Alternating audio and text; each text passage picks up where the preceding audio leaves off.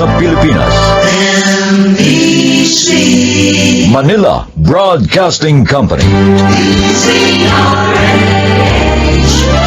DZRH, member, kapisanan ng mga broadcaster ng Pilipinas. Malaking halaga ang sinayang mo. Ginawa na tayong lahat kung sa akin mo binigay yun at hindi sa mga pulis. Japs, O ano na pala mo ngayon? Di wala. Ako, kung pwede lang kita bugbugin, binugbog na kita eh. Tama!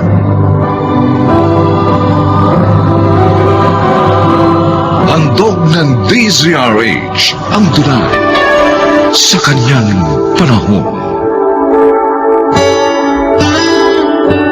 Kahit may mga paaralang nagkakaloob ng libreng edukasyon, ay may mga nilalang pa rin na hindi nakatatapos ng pag-aaral. Ito ay dahil sa kalukhaan. Mga kaibigan, narito po ang naging karanasan ni Glenn sa ating dunang sa kanyang panahon. Salamat, Glenn. Oh, bakit ka nagpapasalamat, Lori? Dahil ginawa mo gusto ko. Pinakasalan mo ko. Nahihiya nga ako sa'yo eh. Dahil sa kasalang bayan lang kita napaksalan. Kasi nga wala naman akong sapat na pera. Nagbabasura lang ako, nangangalakal. Ang bahalaga sa akin, nagsikap kang papakasalan ako. At masaya na ako dun. Pero wala ang tsaatang mo ah. Dahil ayaw niya sa akin para sa'yo.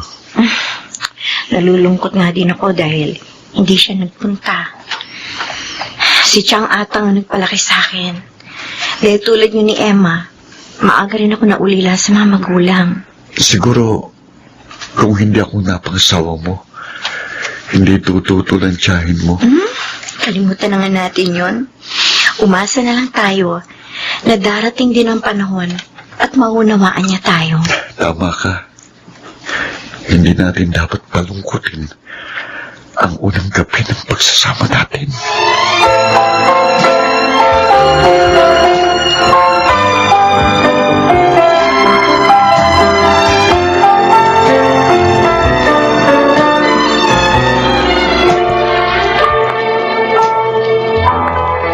Thank you, Ate Lori. Dahil sa tulong mo, natanggap ako sa fast food na yon. Sus, ikaw naman. Talaga namang hiring sila ngayon sa branch nila, kaya sinabihan kita. Pagbubutihin ko yung trabaho ko, ate, para ma-regular ako tulad mo. At saka, para makaipon din. Balak mo ba mag-aral sa college? Oo, ate. Ayoko nang iasa ito kay kuya eh. Hindi na niya makakaya. Hindi na nga siya nakatapos ng high school para sa akin. Tiyak na matutuwa ang Kuya Glenn mo pag nalamang may trabaho ka na.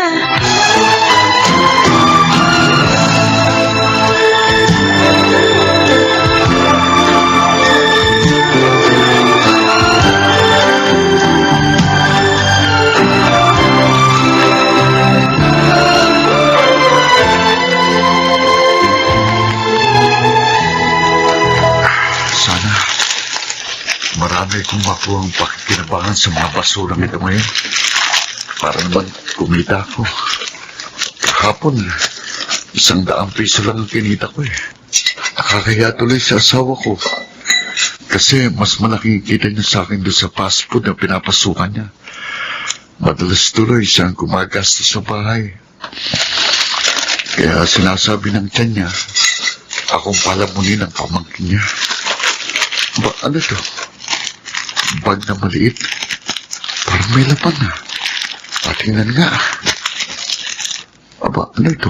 Asukal? Hindi eh. Parang hindi asukal ito eh.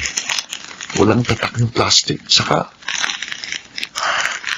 kinakabahan ako ah. Parang ganito yung nakita ko ng dala ng kaibigan mo si Japs. Mabuti pa. Hihingi ako ng tulong sa barangay. Ipakakita ko ito. O kaya sa pulis.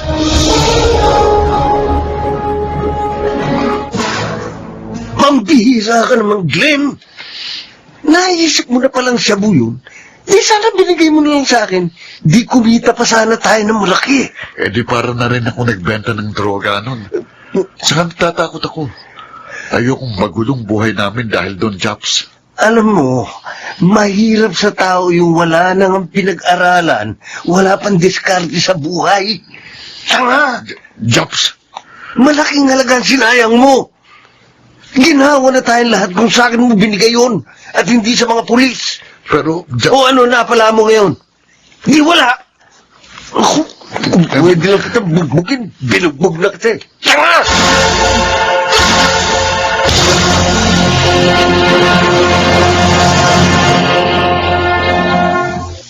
Malalim na ang gabi, Glenn. Ba't tayong pamatulog? Ano ba iniisip mo dyan?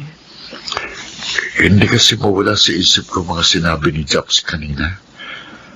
Tanga raw ako. Walang diskarte. Nainis nga ako na marinig ko yun eh. Gusto ko na siyang paalisin. Buti na rin at nagpaalam na siya. Sabihin mo nga sa akin, katangahan ba yung hangarin kong huwag magulong buhay natin? Na huwag malulong sa bawal na gamot ang mga tao? Kawalan ba ng diskarte yung isuko ko sa mga pulis? Ang drogang napulot ko sa basurahan? Tama ang ginawa mo, Glenn. Hindi yun katangahan. Si Japs ang mali. Dahil nabubuhay siya sa masamang paraan. Isa siya pusher eh. At naniniwala ako, hindi ka man nagkaroon ng gantimpala sa iyong ginawa. Nabigyan mo naman ng kaluguran ng Panginoong Diyos. Salamat, Lori. Ikinararangal kita, Glenn.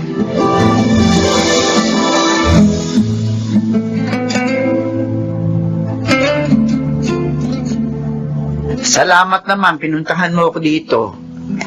Mula nang ikasal ka sa lalaking yun, hindi ka na nagpunta rito. Dahil galit po kayo, Chang eh. Pero ako, wala naman po akong galit sa inyo. Maging si Glenn. Nagpalipas lang po kami ng konting panahon bago po ako dumalaw sa inyo. Kaya lang naman ako nagalit. Dahil ibig kitang protektahan. Gusto ko kasi magkaroon ka ng maginawang buhay may asawa. At naniniwala akong makukuha mo yon sa iba mong manliligaw. Maayos naman po ang buhay namin, Chang. Kahit po mahirap lang kami. Ay, siya nga pala. Nabalitaan ko yung ginawa ng asawa mo. Ang alin po? Yung pagsusuko niya sa may kapangyarihan ng napulot niyang shabu. Mabuti naman naging matalino siya sa pagkakataong yun. At dahil doon, hinahangaan ko siya. Ibig niyo po bang sabihin, pinatatawad niyo na kami? Tinatanggap niyo na ho si Glenn para sa akin, Chang? Oo na. Ano pa ba magagawa ko? Nariyan na yun eh. Sana lang ha, mas magsikap pa kayo at magplano ng pamilya upang maitaguyod niyo ng maayos ang inyong magiging mga anak.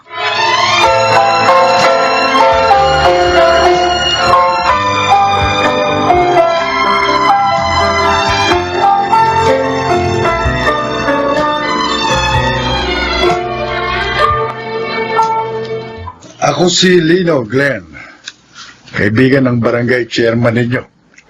Nasabi nga po sa akin ni Chairman, ano pong kailangan niyo sa akin, Sir Lino?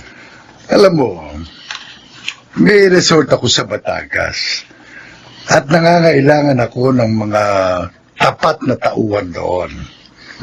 Believe sa iyo ang chairman nyo rito. At dahil inirekomenda ka niya sa akin ng kaibigan ko, gusto sana kitang kunin. Oo. Huwag kang mag-alala. Bibigyan kita ng magandang sahod at libre pa ang tirahan at pagkain mo. Maganda pong alam niyo, Sir. Hindi na po ako mangangalakal, kaya lang ayoko pong mapalayo sa asawa ko. Kayong dalawa ng asawa mo ang kinukuha kong tauhan, Glenn. Oo. Pareho ko kayong susweldohan ng maganda. Ano? Payag ka?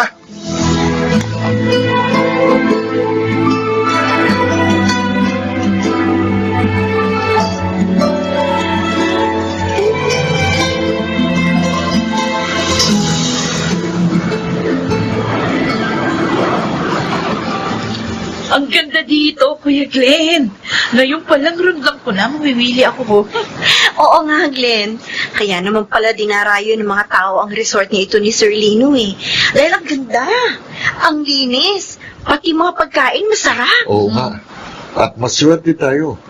Dahil may ipon natin ang kita natin dito. Buti na lang. Kinuha rin ako ni Sir Lino para maging tauhan niya dito. Mas mabilis na ako makakaipon ngayon. Biyaya ito ng Diyos sa ating lahat, Emma.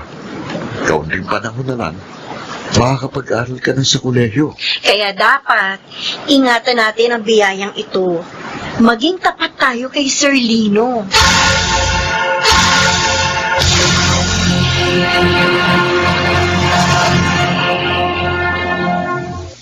Natagalan si Sir Lino sa pakikipag-usap sa dumating ng pinsan. Mukhang nagkakasarapan sila ng kwentuhan. Kaya mabuti pa. Dalhin ko na lang sa kanya itong mga papeles na dapat niyang pirmahan. Kanina pa ito hinihintay ng sekretary niya eh. Hindi naman siguro magagalit si Sir. Kawawa naman yung sekretary niya eh.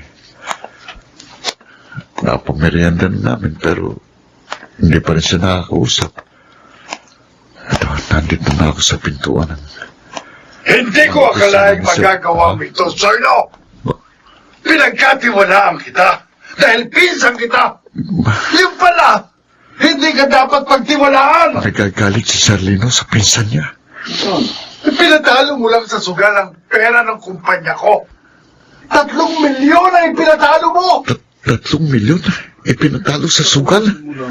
Kuya Guido, bawa mo yan. Huwag nyo nagamit ng pera. Paano mo babayaran yon? Ganong kapi-kapi lang utang mo dahil sa sugal. Paano mo na lang ako uli? Ano? Oo, alam sa kutong ko na. Pananalo na ako ngayon. Talama ka na talaga. Kakasuhan kita dahil sa ginawa mo sa akin.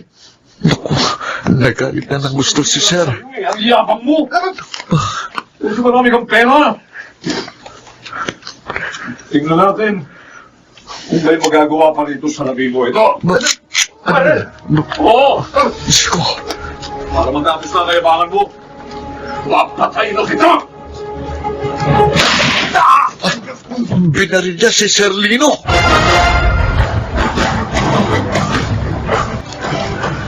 Glenn, Sir, kumusta na ho kayo? maayos na ako. Salamat sa iyo dahil sa maaga kong pagsaklolo. At nadala agad ako dito sa ospital. Nadadakip ng mga pulis ang walang yakong pinsan. Naawa ho ako sa inyo eh. Kaya hindi ko na naisip ang matakot. Agad kong pinatawag ng pulis na Emma at Lori.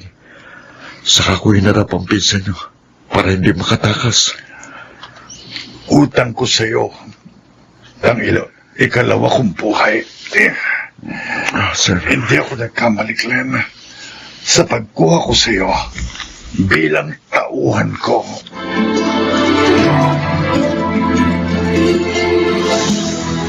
Kumusta ang lakad mo, Emma? Naku, ate, kuya, hmm, nakapag-enroll na ako. mabuti naman. Ang swerte talaga natin, kuya. Akalain mo, pati pag-aaral ko, sinagot na rin ni Sir Lino. Pati nga ako eh. In-enroll din niya sa ALS, yung mga alternative learning system, para daw matapos ko rin ang high school. Mabait siyang talaga. Lahat ito ay bunga ng itinanim mong kabutihan, Kuya Glenn. Ha? Tunay ngang hindi hadlang ang kahirapan upang maging mabuti ka sa iyong kapwa.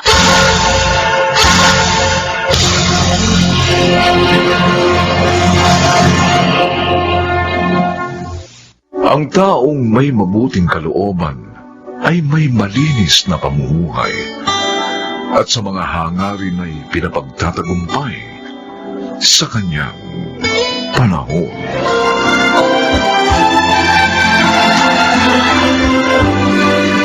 Mga nagsiganap, Phil Cruz, Chiquit del Carmen Amor, Susan Robles, Rosana Villegas, Lionel Benjamin at Bobby Cruz. Special Sound Effects, Bernie Bascao. Technical Supervision, Bong Muyar at Eric Lucero. Musical scoring, Buboy Salonga. Ito'y mula sa panulat ni Telma Corporal Alcantara at sa pinagsamang direksyon ng inyong lingkod June Martin Legaspi at Bobby Cruz sa kanyang panahon.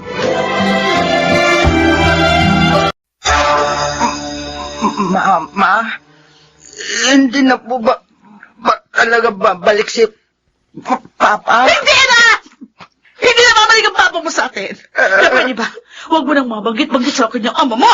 Huwag mo na rin siyang hanapin kahit kailan. Hindi ka naman niya minahal.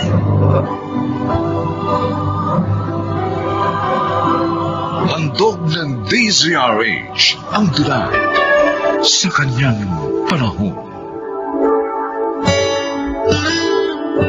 Isang malaking pagsubok ang mabuhay ng may kapansanan.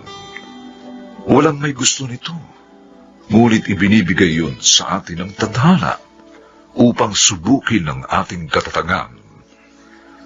Mga kaibigan, narito po ang naging karanasan ni Nick sa ating dulang sa kanyang panahon.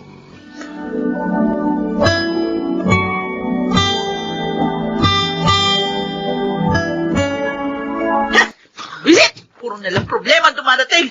Palagi na lang walang pera. Ay, naku, ayoko ng buhay na ganito. Ang ingay mo! Ano naman ba yung inaarte mo dyan? Eh, imbis kasi na guminhawa tayo, lalo tayong naghirap simula nang bumalik tayo dito sa Tacloban. Buisit! Wala kang magawa para gumanda yung buhay natin. Magaling ka lang mangako, pero wala ka naman sinabi. Hindi ka talagang babae ka, oh. Ako na naman ang sinisisi mo. O, ikaw ang lintek! Bakit? Sino ba dapat sisihan, di ba ikaw? Ikaw ang may ng tahanan, kaya dapat ikaw yung nagbibigay ng kaginawa sa pamilya mo. Pero anong ginagawa mo? Ayan ka! Sinisiksik ang sarili mo sa bukid kasi wala kang alam na ibang trabaho. Mahina pa yung loob mo. Ano mangyayari sa buhay natin kung palagi ka nalang ganyan? Lisa, namumuro ka na sa akin. Pinayagan na nga kita magtrabaho doon sa factory ni Mr. Cheng. Tapos ang dami pa rin reklamo. Eh, kulang na kulang kasi ang pera natin! O ano kukulang? Kung hindi sapat ang pera natin, matuto tayo mamaluktot. Magtiis tayo. Puro na lang pagtitiis yung naging buhay ko sa'yo. Kung ayaw mo na, umalis ka na. Hindi kita pipigilan. Kung gusto mo mag-isawa uli, bahala ka. Pagod na ako sa karireklamo mo. Nasa iyo na lang kung gusto mong kunin yung anak mo. Basta ako, hindi ko kukunin yan. Ayoko magkaroon ng anak na pahirap. Oo, yan naman ang hirap sa'yo eh. Palagi mo nalang dinadaan sa ganyan. Tapos ikaw mamiga na magalit dyan? Naku, dapat nga sigurong iwan ko na kayo. Baka sakaling maging maayos pa yung buhay ko. Maalas kayo nilig sa buhay ko!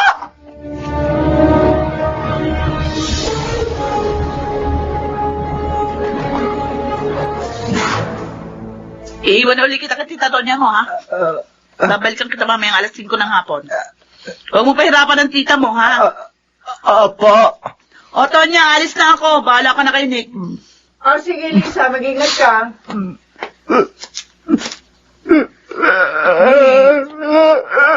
Alis na mama mo. Ano? Gusto mong pumasok sa loob? O, bakit ka umiiyak?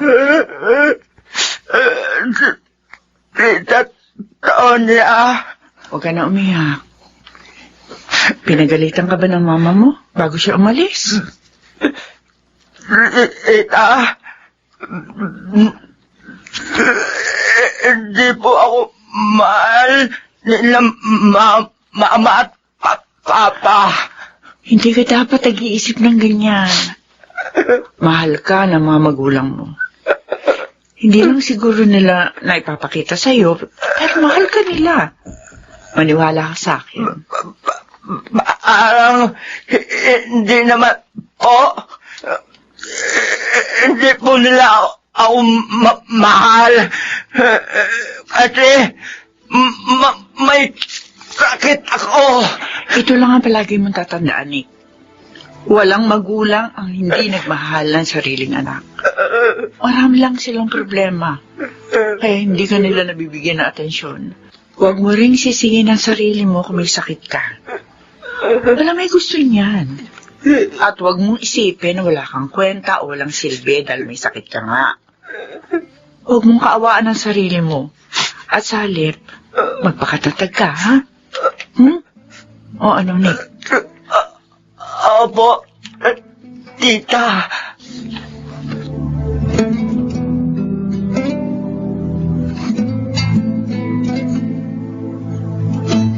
Kumusta na si Nick? Eto, mahimbing na. Natutulog doon sa folding bed. Napakain. At napaliguan ko na rin siya. Ano?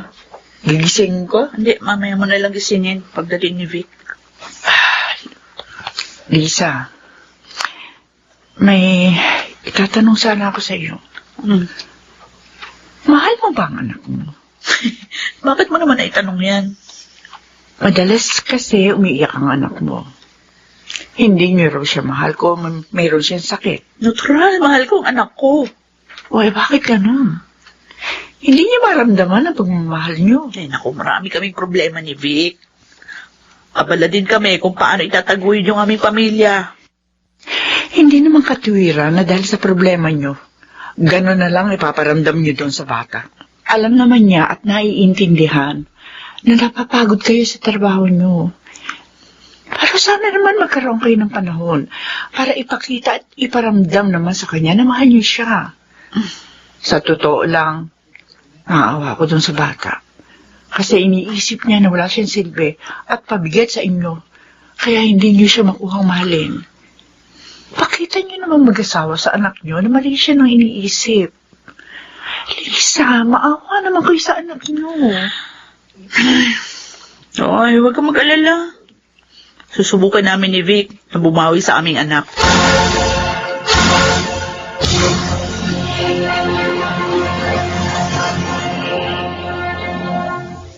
Pinakain mo na ba yung anak mo? Oo, kanina pa. Napaliguan ko na rin para hindi na mahirapan si Tonya. Oo nga pala. May sasabihin ako sa'yo. Ano? Babalik ako sa Maynila. Doon na lang ako magtatrabaho. Bakit babalik ka pa doon? Pwede ka naman magtrabaho dito sa Tacloban. Babalik ako sa dati kong amo. Mas malaki magpasahod yung kumpara sa amo ko dito. Rarakit na rin ako ng ibang trabaho doon para magkaroon ako ng ekstrang kita. Para mabawas-bawasan naman ang pagrereklamo mo. Sigurado ka naman ba kaya? Nagaganda yung buhay natin kapag bumalik ka ng Maynila. Baka mamaya natin wala rin pagbabago yun. Huwag ka lang nega! Nega mo mukha mo. Basta siguraduhin mo lang, ha? May mapapatla tayo dyan. Kung hindi, bahala ka.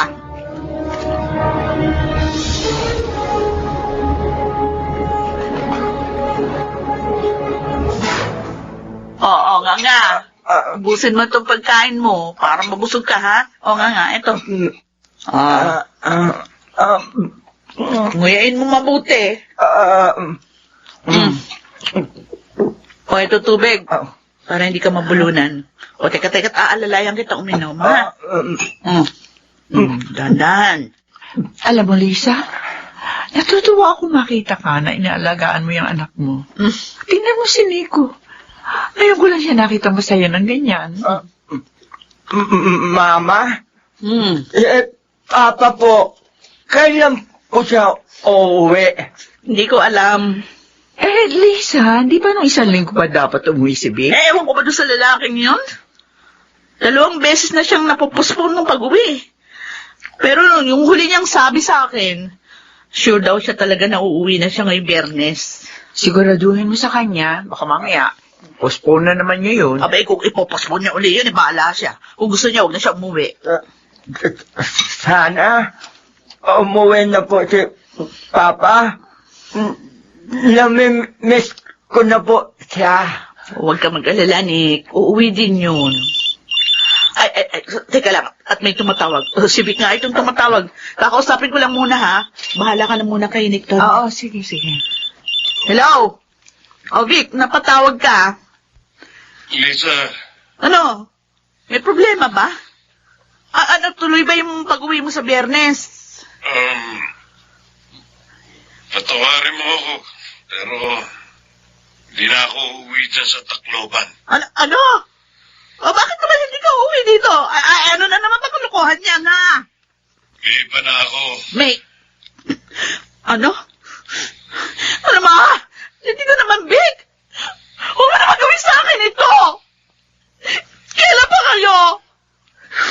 ang totoo, matagal na kami. Kahit nung nandito pa tayo sa Manila nakatira. Kaya bumalik ako dito para sumama sa kanya. Hayop ka! Hayop ka! Sama mo! Manloloko ka! Manloloko ka! Lisa? Lisa! Ano nangyayari sa'yo? Bakit mo naman ginawa sa akin ito? Bakit? Bakit? Mahal na mahal ko siya, Lisa. Higit ko siyang mahal kaysa sa'yo. Saka magkakaroon na kami ng anak. Patawarin niyo ako ni Nick, pero hindi na ako babalik pa sa inyo. O sige, paalam. Kaya demonyo! Ano ang binatuhin mo? Ano ba sabi sa'yo ni Vic? Si Vic, hindi na babalik. Meron na siyang ibang babae sa Maynila. Hayop talaga yung lalaki niya, Lisa. Magpakatatag ka. Huwag mo siya iyakan. O sige na, tahan na. Tahan na, Lisa.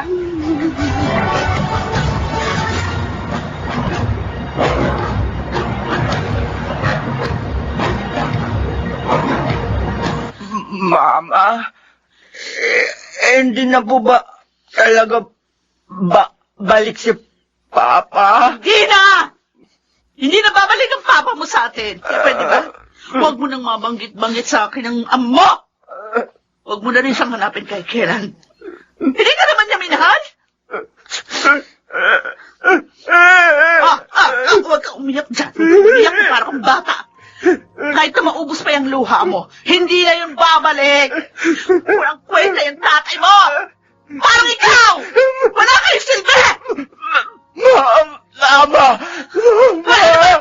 Hindi ka ba talaga titigil dyan, ha?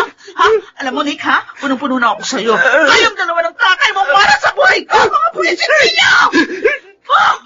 Sana! Hindi na lang kayo nag-ina ko!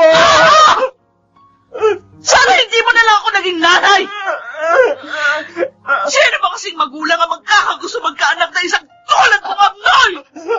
Wala! Wala!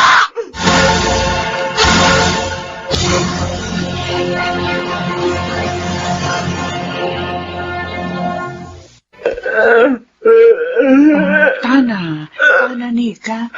Huwag ka na umiyak. Tita Tonya, si Mama. Siguro nga, iniwan ka na sa akin ng mama mo. Pero huwag ka mag-alala. Kasi siguro ko babalikan ka rin nun. Kailangan lang ng mama mo na mapag-isa sa ngayon. Dahil nga matindi ang problema ang pinagdaraanan niya. Hindi na po ako balikan. Hindi naman po kasi niya ako mahal. Ako, Nick, ako. Mahal kita. Para na rin kitang tunay na anak. Kung nagkulang man sa'yo mama mo, ako ang magpupuno noon. Basasayahin kita. Ipaparamdam ko sa'yo ang pagmamahal ng isang ina. Tana, huwag ka na umiyak, Nick. At sa halip, magpakatatag ka. Tandaan mo, mahal ka ng Diyos. At may mga taong ibibigay sa'yo para mahalin ka. O, Tana. O, siya nga pala. Meron akong regalo sa'yo. Talaga po? Oo, sandali, kukunin ko. Yan! Yan, binili kita ng mga damit. Wow! Ang ganda! Ay, hindi lang yan, meron pa. Tara yan! Ayan, DVD ng paborito mong cartoons. Para naman sa ganun, malibang ka. Tita, salamat. Ayan, ngiti ka na. Alam mo, masaya ako na nakikita kitang ganyan. Ay, oo nga pala. Bago ko makalimutan, sa Hunyo, babalik ka na uli sa eskwelahan para mag-aaral, ha? Talaga po! Hindi natin gagawing hadlang ang kapansanan mo para makapag-aral ka. Basta sa darating na April, enroll lang kita uli sa eskwelahan na dati mong pinasukan. Ibibili rin kita ng mga uniforme at mga gamit mo sa eskwela. Tita Tonya, salamat po ng marami. Oh, basta, tatandaan mo, Nick, ha? Ako na ngayon ang tatay yung nanay mo.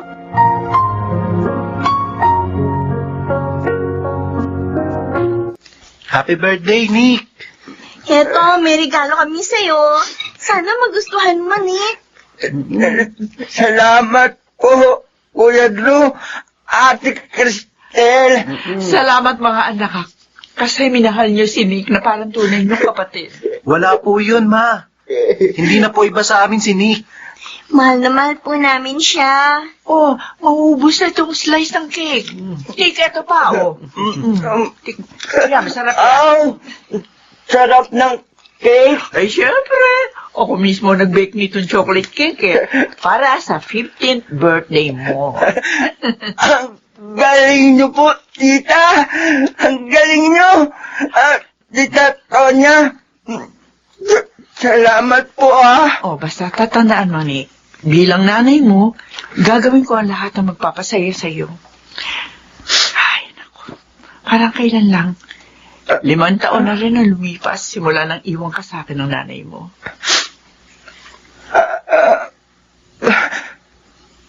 Kamusta na po kaya sina mama at papa?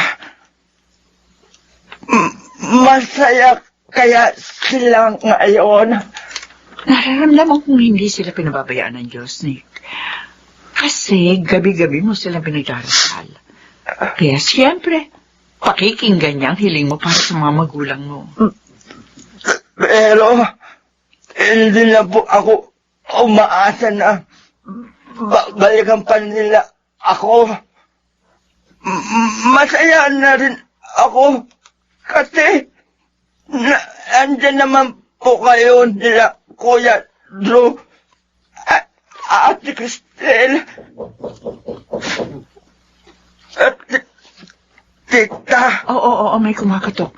Teka muna, ha? Alamin ko lang kung sino yung nasa labas. Ay, Cristel, ikaw muna magpakain kay Nick. Sige po, Ma.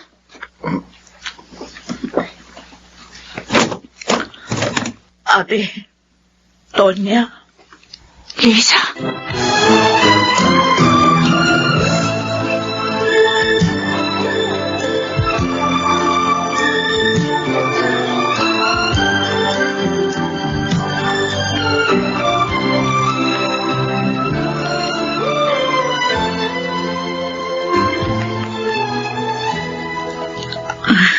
Nick, anak. Ang tagal din natin hindi nagkita. Ang laki ng pasasalamat ko sa tita Tonya mo dahil inalagaan ka niya ng maayos. O nga pala, nagustuhan mo ba yung mga regalong binigay ko sa'yo? Alam mo ba, binili ko pa yung mga damit, bag, sapatos sa Hong Kong. Nung nandun pa ako, namasukan akong domestic helper kasi doon. At kada sweldo ko, binibili kita ng mga gamit na gusto mo. Sana, magustuhan mo yan, anak. Bakit pa po ba niyo ako kinuha ulit kay Tita Tonya? Ako na ulit ang mag-aalaga sa'yo. Huwag ka mag-alala. Pupuntahan ka pa rin dito ng tita mo. At siyang mag-aalaga sa'yo habang nagtatrabaho ako. Talaga po, Mama? Nick? Patawarin mo sana ako. Kung nagkulang ako sa'yo. Kung hindi ko na iparamdam sa'yo na mahal kita. At patawarin mo rin ako kung hindi ko natanggap agad ang kalagayan mo. Labis ko pinagsisisihan yun. Kaya nga eto, bumalik ako para itama ko ang lahat na pagkakamali kong nagawa sa'yo. Alam ko, malaki ang tampo mo sa akin. Pero sana, anak,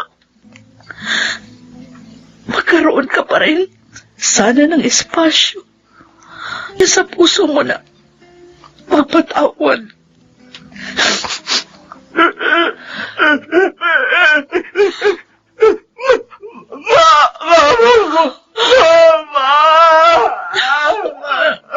Anak ko, pinapangako ko sa'yo, magiging mabuting ina na ako sa'yo.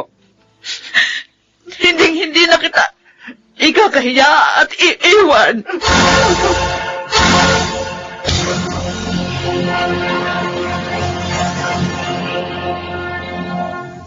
Huwag na nating ituring na sagamal ang mga taong may kapansanan tulad ni Nick.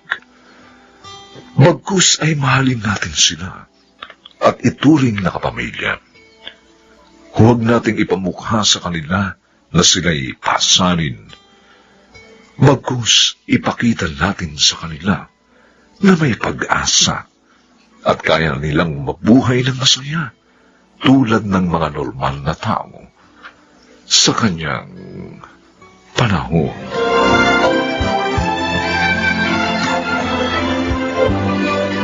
Mga nagsiganap: Phil Cruz, Rosana Villegas, Lionel Benjamin, Susan Robles, James Quaton, Chiquit del Carmen Amor, at Jerry Mutian.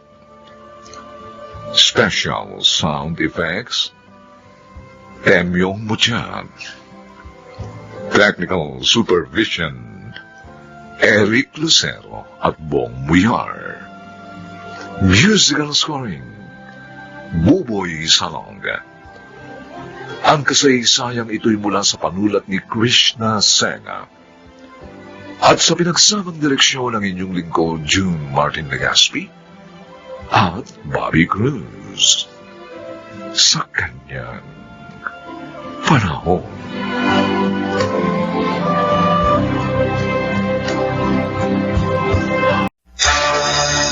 Magandang araw po. Pwede po ba magtanong? Oo naman, Ineng. Pero, teka, parang namumukhaan kita. Oo, ikaw nga. Ikaw nga yung babaeng isinugod din sa emergency room ng ospital, kung saan agaw buhay noon ang anak kong si Ashton. Handog ng DZRH ang dula sa kanyang panahon. Gaano nga ba kahalaga ang paggawa ng kabutihan bilang pagbabalik din sa kabutihang nakamit? Mga kaibigan, narito't ating pakinggan ang naging karanasan ni Celeste sa ating dulang sa kanyang panahon.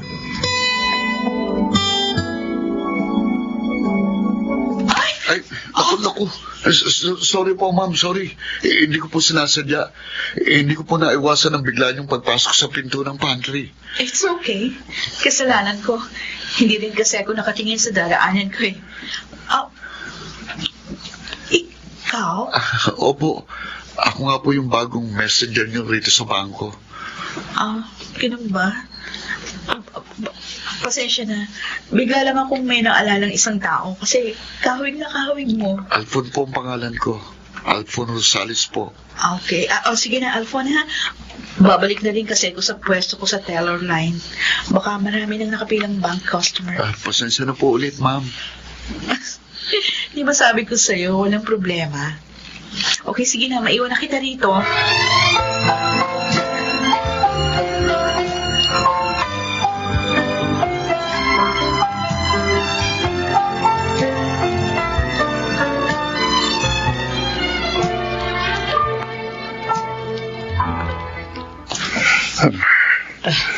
Nakikita ko na yung malaking rebulto ng Birheng Maria.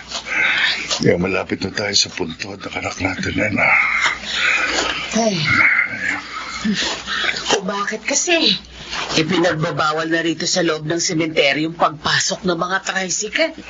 Ang haba-haba tuloy ng nilalakad natin mula sa gate. Kaya nga ako, ang iniisip ko, kapag nagkaroon tayo ng pera, Ay, kapagod.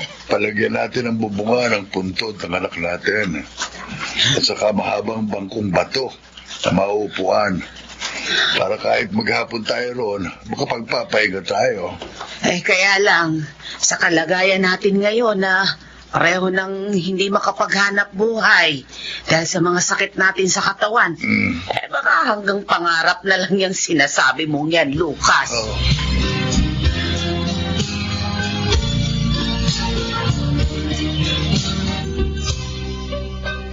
Ano ba talaga yung halagang sasabihin mo?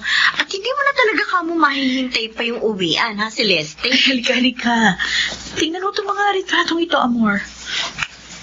Oh. Oh, si Alphon yan, hindi ba? Yung bago nating messenger? Parents ba niya yung mga kasama niya sa picture? Pero ang tanong, bakit may picture ka ni Alphon? Dati na ba kayo magkakilala? Hindi si Alphon ito. Si Ashton. Yung heart donor ko nung dumaan ako sa heart transplant 5 years ago. Talaga ba? Aba, magkamukha sila ni Alphon. Nung operahan ako sa puso, idinokumento lahat ni Mami yung naging process ko. Kasama na yung paghingi niya ng mga retratong ito sa parents ni Ashton. Luko, ito pa nga yung pinirma nilang kasunduan sa pagitan nila ni Mami at ang buong pangalan ni Ashton, Ashton Rosales. Oh my God! Celeste! Bukod sa magkamukha, magkapareho pa ng apelido, naging heart donor mo, at ang bago nating messenger.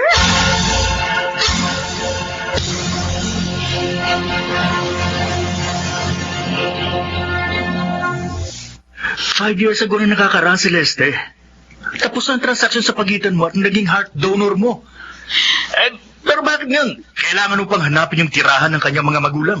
Dahil mula sa kanila ang isang bahagi ng sistema ko, Angelo. Hindi ba dapat pasalamatan ko sila ng personal? Ginawa na yun ng mami mo na nabubuhay pa. Binayaran pa nga sila ng kaukulang halaga. Hindi pa ba sapat yun? Gusto ko lang gantihan ang pagkakaroon nila ng busilak na puso. Mahirap bang unawain ang gusto ko mangyari? Alam mo, nagkaganyan ka lang nang dumating ang bago niyong mensahero doon sa department niyo. Gusto ko tuloy isipin. Obsessed ka na sa messenger na yun. Angelo, ganyan na ba kababa ang tingin mo sa akin? Para paratangan mo ako ng ganyan?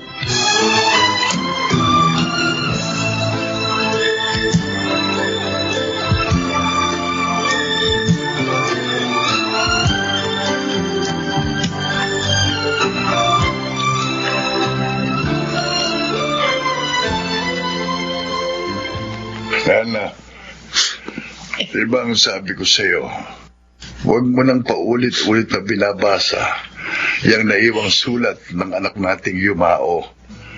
Dahil lalo ka lamang malulungkot. Hindi ko lang talaga mapigilan.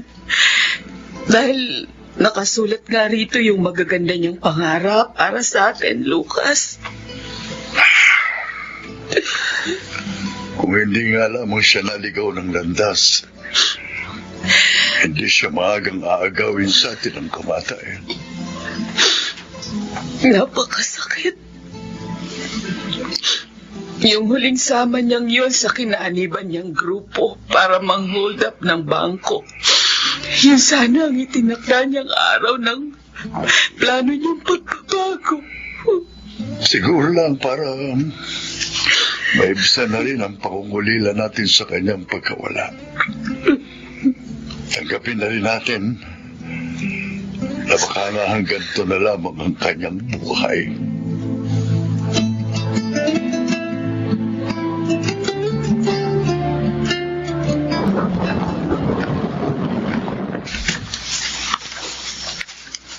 Nandito na tayo sa tirahan ng parents ni Ashton Rosales. Gaya nga ng address na nakasulat dito sa kasunduan ng mami mo at ng mga magulang niya, Celeste. Okay, sige. Sandali, bababa na ako ng kotse. May matandang babaeng nagwawalis sa harapan ng bahay. Doon ako sa kanya magtatanong. O sige, ingat.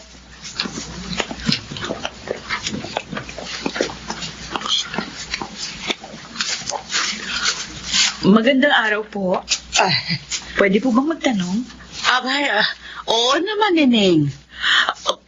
Pero, teka, parang namumukhaan kita. Oo, ikaw nga. Ikaw nga yung babaeng isinugod din sa emergency room ng ospital kung saan agaw buhay noon ng anak kong si Ashton. Kung ganun, kayo po ang ina ng taong pinagkakautangan ko ng buhay. Hindi ko makakalimutan ang sandaling yon. Langlapitan ako ng iyong ina at hilingin sa akin na kung maaari ay ipagkaloob ko ang puso ni Ashton sa iyo. Dahil nakararanas ka ng heart failure. Agaw buhay ang anak ko doon. Nabaril siya ng mga otoridad sa isang holdapan ng bangko. At hindi ako nagdalawang isip dahil ina rin ako. At tumangdam ako ang kagustuhan ng iyong ina na dugtungan ng iyong buhay. Katulad din sana ng kagustuhan kong madugtungan din ang buhay ng aking anak. Pero huli na ang lahat. Salamat. Maraming salamat po sa busilak niyong kalooban. Wala pong kapantay ang ginawa niyong kabutihan. Ang hiling ko lang sana sa'yo sa mga sandaling ito. Pwede ko bang haplusin ang puso ng aking anak? Opo. Malaya kayong damhin ang puso ni Ashton. Diyos ko. Damang-dama ko ang pintig ng puso ng anak ko. Buhay na buhay ang puso ni Ashton ko. Buhay na buhay.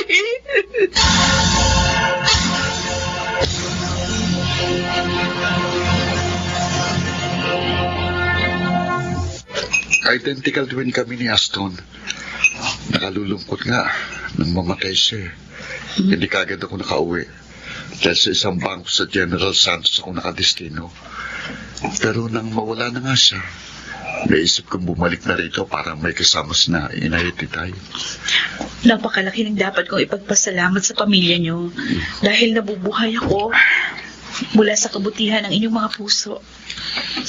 Dahil sa inyo, muli kong naipagpatuloy ang aking buhay at mga pangarap. Naniniwala akong nasaan man si Aston ngayon. Natutuwa siyang makita na isang mabuting tao na katulad niyo naisali ng kanyang puso, Ma'am Celeste. Sa pamamagitan niyo, para na rin natupad ang ninais niyang pagbabagong buhay.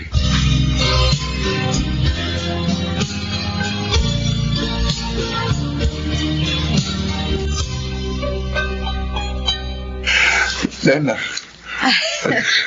ang daming lamang pera ng sobrang ibinigay sa atin nang nagpunta rito ang heart recipient ni Aston. Oo. Nasa 300,000 ng bilangin ko. Ay, ayaw ko nga sanang tanggapin. Pero mahigpit niyang inilagay sa mga palad ko. Kulang pa raw ang halagang ito sa malayang buhay na tinatamasa niya mula nang maisalin sa kanya ang puso ng ating anak. Oh, napakabuti rin niya. Sadyang hinanap pa niya tayo.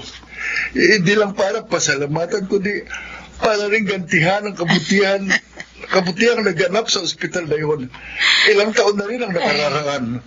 Ang pagkakapasok ni Alpon bilang mensahero sa bangko nila, ang siyang naging daan upang muling magtagpo-tagpo ang ating mga landas, Lucas. Oo. Kaya nga naiisip ko, kahit magkalayo na sila ni Aston, may mga paraan pa rin ng Diyos para papagtagpuin ang kanilang mga kalooban bilang magkakambal. At sa mga perang ito, abay hindi lang natin magbububungan ang puntod ni Ashton. Oo. Kundi maaari pa tayong magtayo ng maliit na tindahan diyan sa harapan ng bahay natin. Okay. Sa gayon, kahit papano, may mapagkukunan tayo para sa pang-araw-araw nating mga gastusin.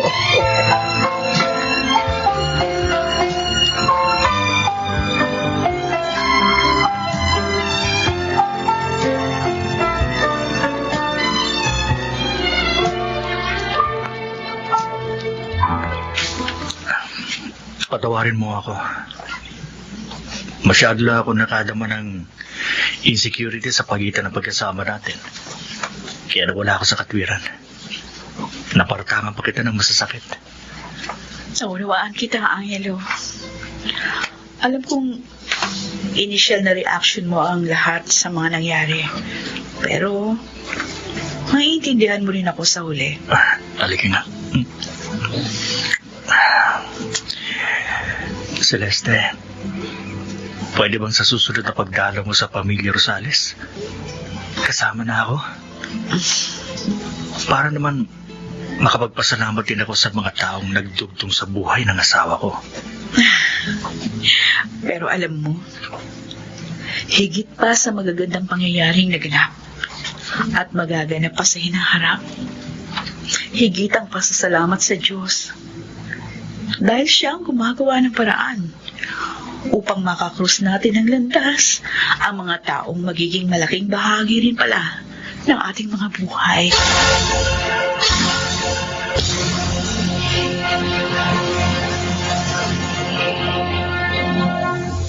Walang sino man ang nabubuhay para sa sarili lamang. Laging maglaan ng kabutihan para sa kapwa, sa anumang mukha ng sitwasyon, sa kanyang panahon.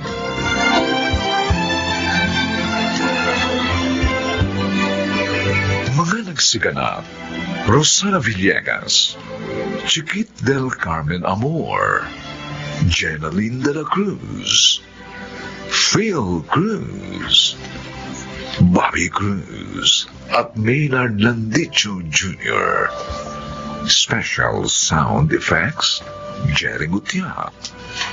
Technical supervision, Eric Lucero at Bong Muyar.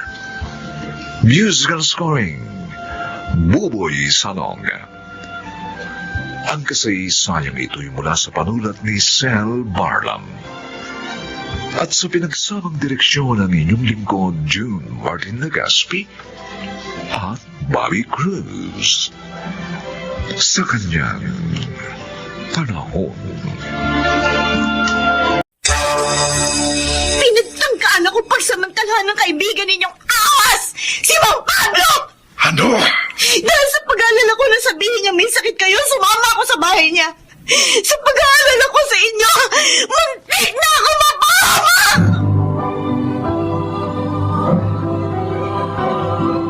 Handog ng DZRH ang tula sa kanyang panahon. Kahanga-hanga ang mga kabataang kahit napabayaan ng magulang ay nananatiling matatag.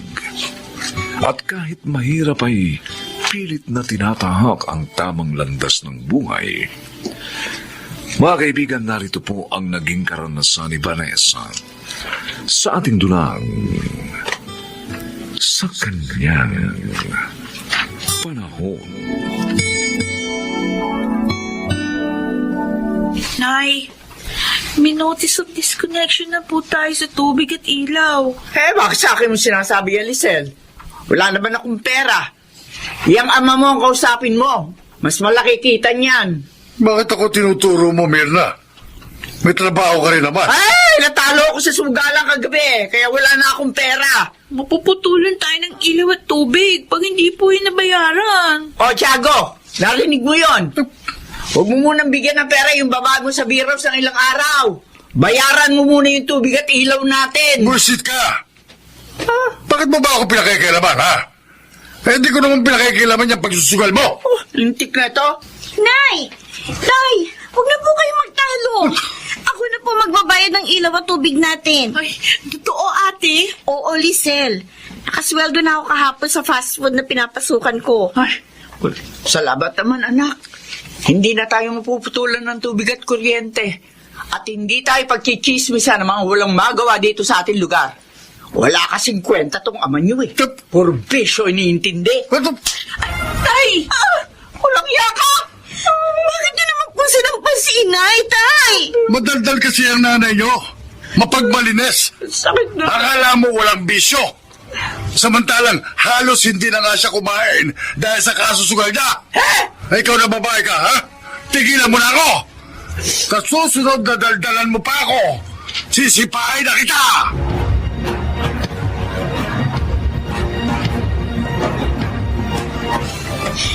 O bakit hindi ka pa natutulog, Lisel? Hating gabi na. Hindi ako makatulog, ate. Naisip ko yung buhay natin. Doon pa lang naiisip mo. Di ba, ang mga magulang, gabay ng mga anak. Pero, bakit ganun yung mga magulang natin? Ayaw nila tayong gabayan. Ayaw ba nilang maabot ang mga pangarap natin? Hindi ko kayang sagutin ang mga tanong mo. Pero ito ang alam ko. May isip na tayo. Alam na natin ang tama at mali. At kahit mali ang nilalandas ni na Inay at Itay, dapat sikapin pa rin nating matahak ang tamang landas upang maabot natin ang ating mga pangarap. O paano kaya mangyayari yun? Tulad natin, paano tayo makakatapos ng pag-aaral? Ikaw nga, hindi ko nga nakapag-college dahil nagtrabaho ka na agad para matugunan mo yung mga pangangailangan natin. Mangyayari yun. Hindi man tayo magabayan ng mga magulang natin. Ang Diyos ang tutulong sa atin para magtagumpay.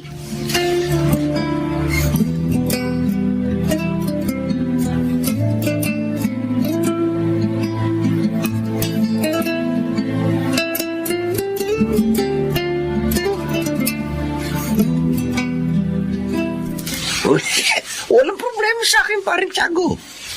Kahit dumito ka. Ay, salamat, paring Pablo. Akala ko tatanggihan mo ako eh. Hindi ko magagawa sa iyo, Andre. Malakas ka sa akin. Teka, bakit nga ba ayaw mo umuwi sa inyo? Ilang araw ka na mo wala doon. Kaya kinahanap ka na nila.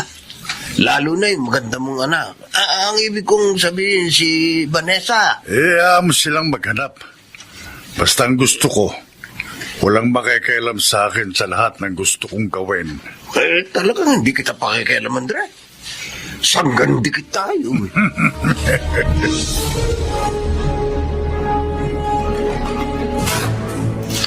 Sige na, Vanessa.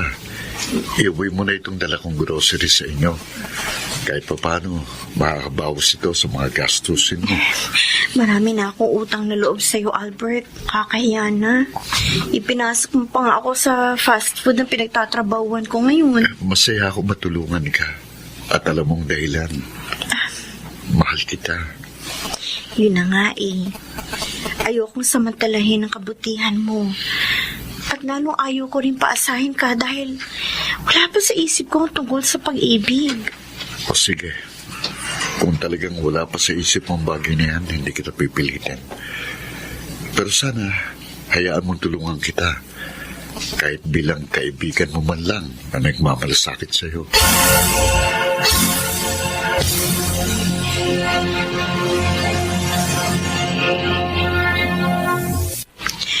Ilang araw na pong hindi umuwi si Itay, Nay, Ano nga yun? Nay! Asawa niyo siya. Di ba kayo nag-aalala? Anong klase ba siyang asawa? Wala namang kwenta. Nagsisisi nga ako kung bakit siya pinakasalan ko eh. Alam mo ba kung bakit ako naging sugarol? Dahil pag nagsusugal ako, nakakalimutan ko yung mga pagtataksil niya sa akin. Hindi ba nang alalahanin nung walang ngayon yun? Baka may bagong kalandian. Sige na, alis na ako. Kanina pa ako hinihintay sa sugalan ni na Aling Ibiang. Diyos ko. Hindi ko po alam kung paano magbabago ang mga magulang ko. Pero kayo po, kaya niyo silang pagbaguhin. Pakiusap po. Liwanagin niyo po ang kanilang isipan. Kailangan po namin sila, Diyos ko.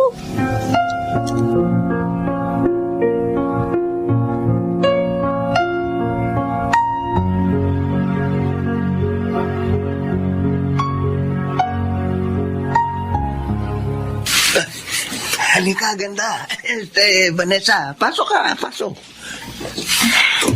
Salamat po. Sandali ha, kukuha ko ng makakain natin. Ay, hindi na po. Busog ho ako. Nasaan ho si Itay? Sabi niyo sa akin kanina nung nasa lubong niyo ako sa daan narito siya sa inyo at may sakit. Oo. Kaya po sumama ako sa inyo dito. Narito nga ang tatay mo. Dito siya sa akin tumutuloy. Pero wala siya rito ngayon Ho? Eh bakit kayo nagsinungaling sa akin? Inosente ka nga talaga. Ginawa ko yun para sumama ka sa akin. Mang Pablo? Alam mo, matagal na kitang type. Matagal ko nang gustong mapa sa akin ka. Uuwi na po ako. Hindi ba? Aray po. Ay! Makakauwi ka lang pagkatapos ng gagawin Bitiwan natin. yung kulang niya kayo. Sumanya! Wala akong pakialam kahit anong sabihin mo. Mangyari lang ang gusto ko. Huwag niyo ako manikanayam!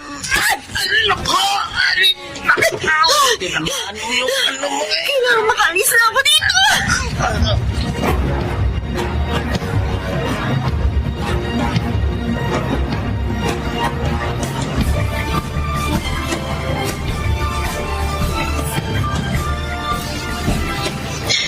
Yun po nangyari, Inay.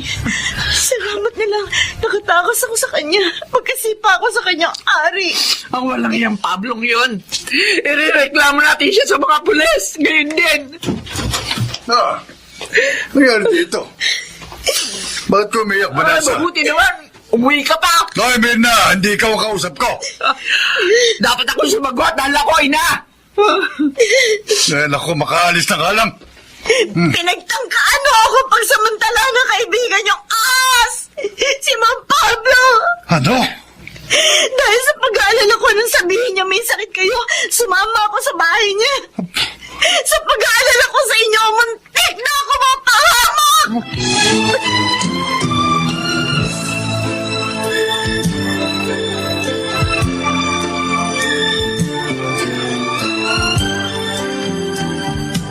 Hayop ka, Pablo! Tama na. Pre, patawad. Natukso lang talaga ako sa anak mo, kaya ako nagawa yun. Ang sabihin mo, ahas ka! Mahilig sa laman! Tama. Pre. Huwag mo akong tawagin, pare! Mula ngayon, hindi na kita kaibigan, gago! Pre. Mamang pulis, kulihin niyo ng walang yan. Sige, sige. Bago ko mapatayan! Oo, tama na, tama na.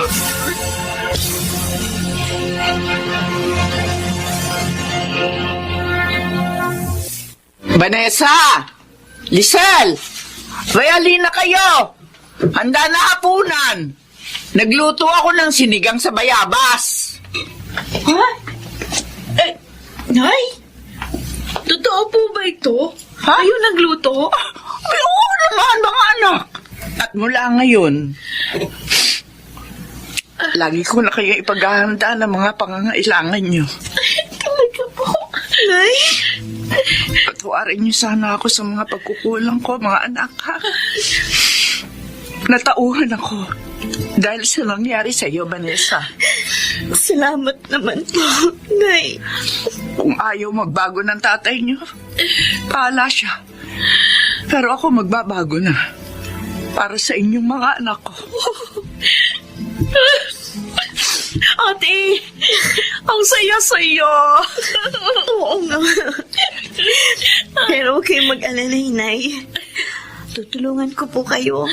para maitaguyod ang buhay natin.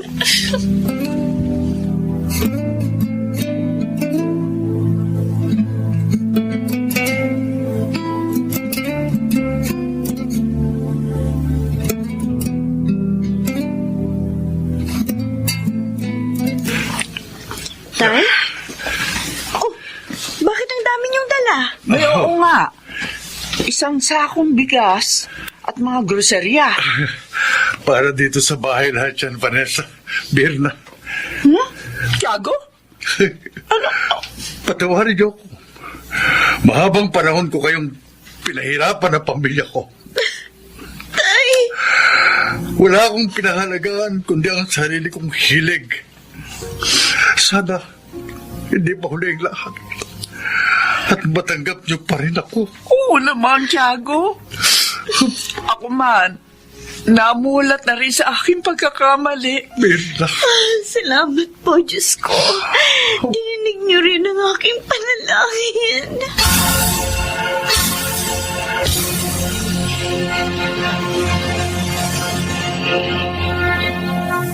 Ang mabuting anak ay kanyang kinalulugdan. Dinirinig ang bawat panawagan. Sa kanyang panahon.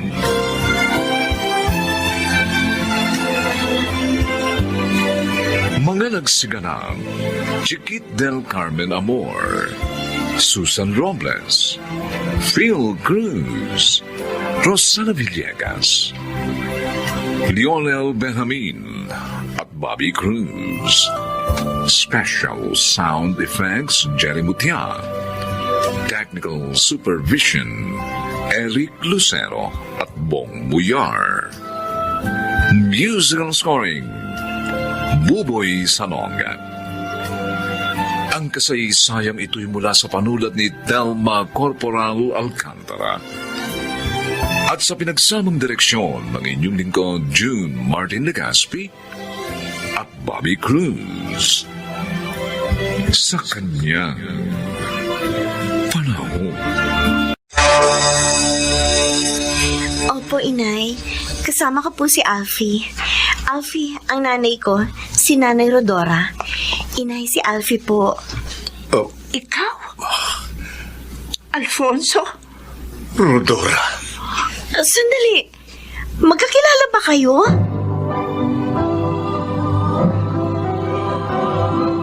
Handog ng DZRH ang dunay sa kanyang panahon. May mga pangyayaring sinadyang maganap upang ituwid ang tao sa kanyang pagkakamali. Mga kaibigan, narito po ang naging karanasan ni Alfonso sa ating dunang sa kanyang panahon.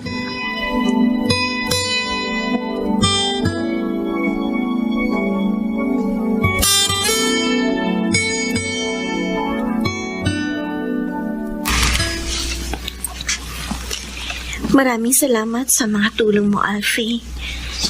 Kung hindi dahil sa'yo, baka namatay na si Inay. Maliit na bagay lang ang ginawa ko, Salome. Hindi maliit na bagay yun.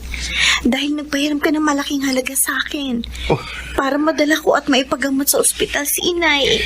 Ginawa ko yun dahil ayokong nakikita kang malungkot at nasasaktan. Maraming salamat uli. Kaya lang kung pwede sana, huhulugan ko na lang ang nahiram ko. Hindi ko kasi kayang bayaran yun ng bigla dahil maliit lang ang sweldo ko sa restaurant. Hindi ko pinababayaran sa iyo yun. Tulong ko yun sa iyo dahil mahal kita. Pero, Alfie... At handa kong tulungan ang sino mang mahalaga sa iyo.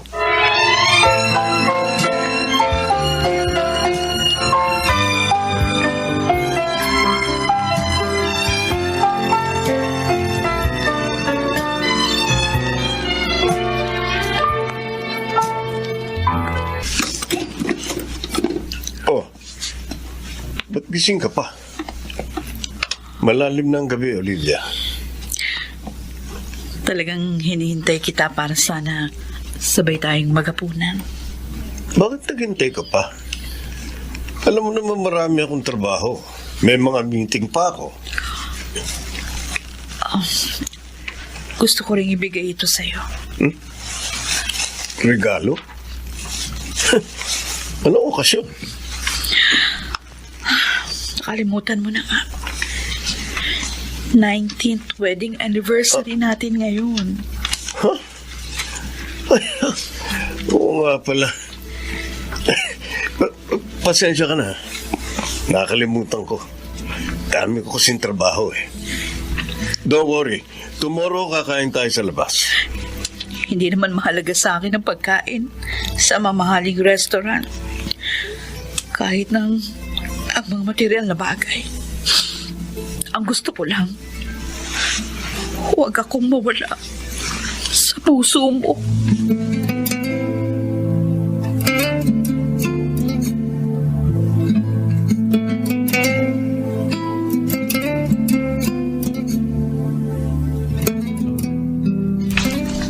Ay, salamat. Nakauwi rin tayo dito sa bahay. Namiss ko itong bahay natin, anak. Gusto niyo na po bang magbihis, Nay? Tutulungan ko na po kayo. Mamaya na laban, Salome. Oo nga pala, may gusto sana ko itanong sa'yo, anak. Ano po yun, Nay? Saan ka ba kumuha ng perang ginasta mo sa pagpapagamot sa akin? Nay, wala po akong ginawang masama. Saan mo nga yung kinuha? Inutang ko po yun. Inutang? Sino nagpautang sa'yo ng ganong kalaking halaga? Isa ko pong manliligaw. Si Alfie. Ang dami naman niyang pera. Manager po siya sa isang kumpanya. May kaya sa buhay. At gwapo. Yun nga lang, malaki po ang tanda niya sa akin. Ganon pa? Opo. Paano kayo nagkakilala? Malapit po sa opisina nila ang restaurant na pinapasukan ko. Minsan po, kumain sila doon. At yun, doon po kami nagkakilala. Salamat naman. At hindi ka gumawa ng masama. Sinusunod ko po ang mga pangaral niyo sa akin, Inay. Sana naman, anak. Makilala ko rin yung maliligaw mong yon.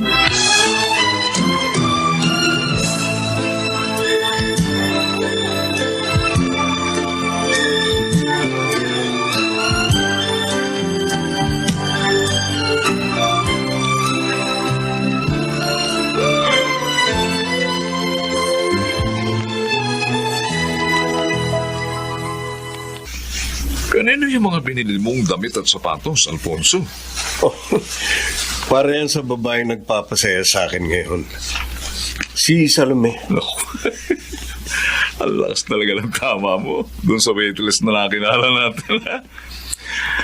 Sabagay, no wonder. Bata siya at maganda, ha? Ang isa ko pang gusto sa kanya. Oh. Mabait at mabuting anak siya. Ayun. Lahat gagawin niya para sa kanyang ina. Kasi nga, di ba sabi niya, hindi na niya kinagis na ng kanyang ama. Natural lang na mahalin niya na gusto natin niya. Siya pala, kamusta na ang nanay niya? Ha? Magaling na raw at naiuwi na niya. Good. Kaya nga, maayos nang nakakapagtrabaho uli si Salome.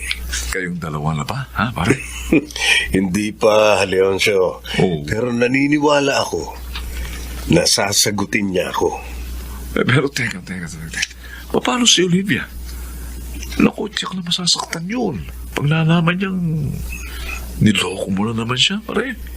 Mag-iingat ako, pare. Nang hindi niya malaman ang tungkol kay Salome. Pwede pa yun. Alam mo namang may pakpak ang balita. May tenga ang lupa. Huwag mo sanang kalilimutan yan.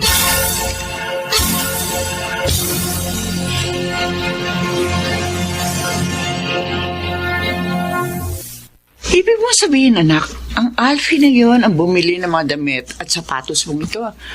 Pati na yung groceries na iniwi mo. Opo, Nay. Binigay po niya kaninang hapon sa akin. Sana isinama mo na siya rito na makilala ko naman. Talagang sasama po siya. Kaso, bigla siya nagkaroon ng meeting. Sa susunod na lang daw po, Nay. Sabihin mo nga sa akin, Salome, Mahal mo ba ang lalaking yun? Hindi ko maintindihan yung nararamdaman ko eh. Para sa kanya, Nay. Kasi anak, gumagasto siya sa'yo. Baka umasa siya tapos mabibigo lang. Kawawa naman siya. Bakit ba hindi mo ikaw maintindihan yung nararamdaman mo para sa kanya?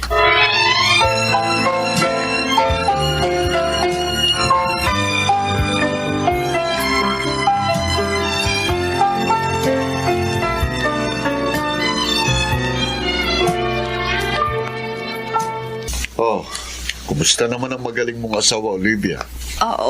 Okay naman siya, kuya. Ito? Hindi na siya nang bababae? Hindi na inuumaga ng uwi? Wala na ako nababalita ang babae niya. At hindi na rin siya ginagabi ng uwi. Ewan ko. Pero parang hindi ko yata mapaniwalaan yun. Bakit naman? Dahil maraming beses kanin niloko. Sinaktan ng damdamin mo. At isa pa, bakit ngayon? Gabi na, wala pa rin siya.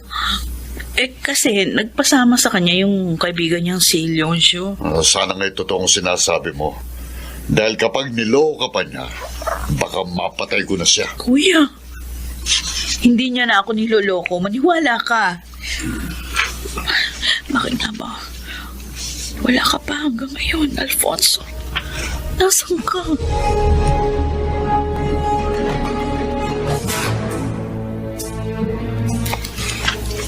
Ito ang bahay namin, Alfie. Pasensya ka na, maliit lang. Hindi naman mahalaga kung malaki o maliit ang bahay. Ang importante, yung nakatira sa bahay. Salamat. Maupo ka muna. Tatawagin ko lang si Inay. Sabi ko na, ikaw ang dumating anak eh. Opo, Inay. Kasama ko po si Alfie. Alfie ang nanay ko, si Nanay Rodora. Inay, si Alfie po. Ikaw? Alfonso? Rodora. Sandali. Magkakilala ba kayo? Kilalang kilala ko ang lalaking ito, anak. Siya ang loko sa akin noong araw. Ang lalaki tumakas ang ipagdala ng tao kita. Po? Rodora, huwag mo sabihin. Alfonso, si Salome, ang anak mo sa akin at tinakasan mo noon. Oh, Diyos ko. Hindi!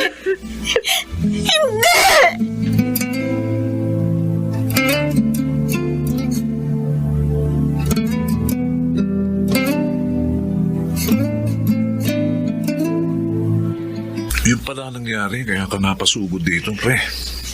Wala kasi akong mapagsabihan sa nangyari kanina sa bahay ni Salome. Alam mo pare, para akong sinampal ng malakas kanina. Napahiya ako ng gusto. Nakunuha kita, pre. Isipin mo, anak mo ang niligawan mo. Ay, nako. Mabuti na lang pala at hindi ka pa niya sinasagot. Ang sabi ni Salome kanina, kaya pala hindi raw siya mapakalit, hindi niya maunawaan ang nararamdaman niya para sa akin. Malapit ako sa loob niya pero hindi para maging nobyo niya. Kaya raw pala ganun dahil tatay niya ako. Tinanggap ka ba naman nila? Umalis ng bahay si Salome at nang lumabas siya, umalis na rin ako. Dahil parang hindi ko alam ang sasabihin ko kay Rodora. Pare, hindi kaya niloob ng Diyos na mangyari ang lahat? Para mapunan mo ang iyong pagkukulang sa iyong anak. Paano ko gagawin yun?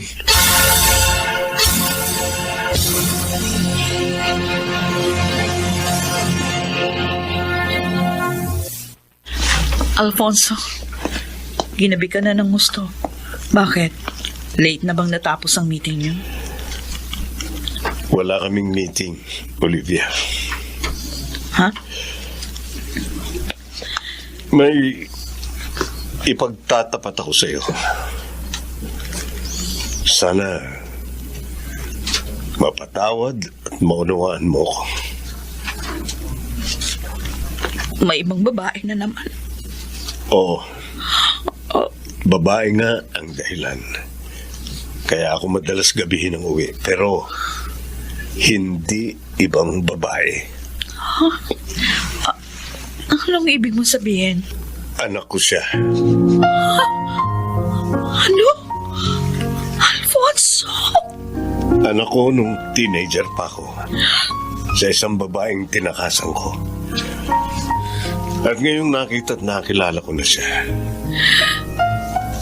Gusto ko sana ituwid ang aking pagkukulang sa aking anak. Sana pumayag ka.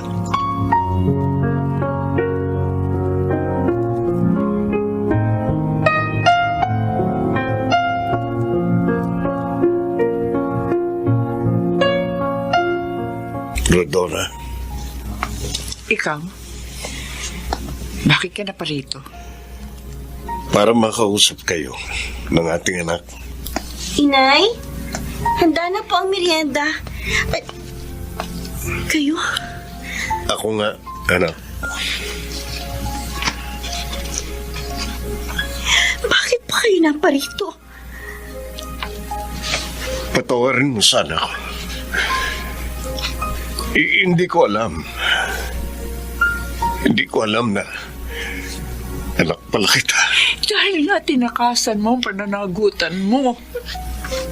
Hinayaan mo akong mabilad sa kahihiyan. Patawad, Rodora. Inaamin ko ang pagkakasala ko. Ngunit, hindi na kita maaaring pakasalan dahil matagal na ako may asawa.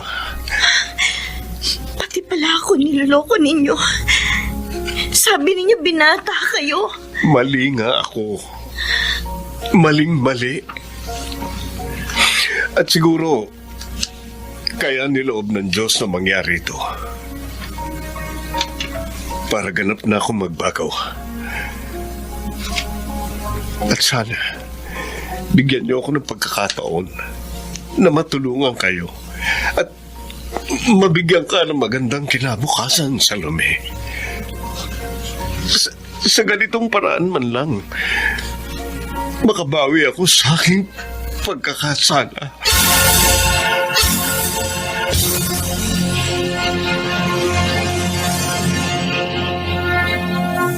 Walang damdaming masasaktan ang tapat sa pangakong binitiwan. Buhay niya'y magiging payapa at matitigib ng tuwa sa kanyang panahon.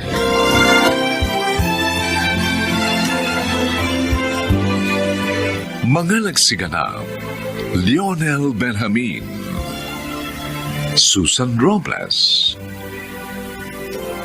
Rosana Villegas, Chiquit del Carmen Amor,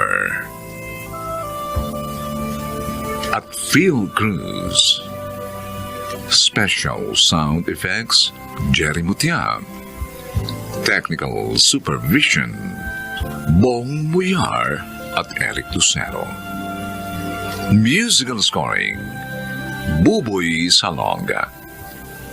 Ang kasaysayang ito ay mula sa panulat ni Telma Corporal Alcantara at sa pinagsamang direksyon ng inyong lingkod June Martin Legaspi at Bobby Cruz sa kanyang panahon.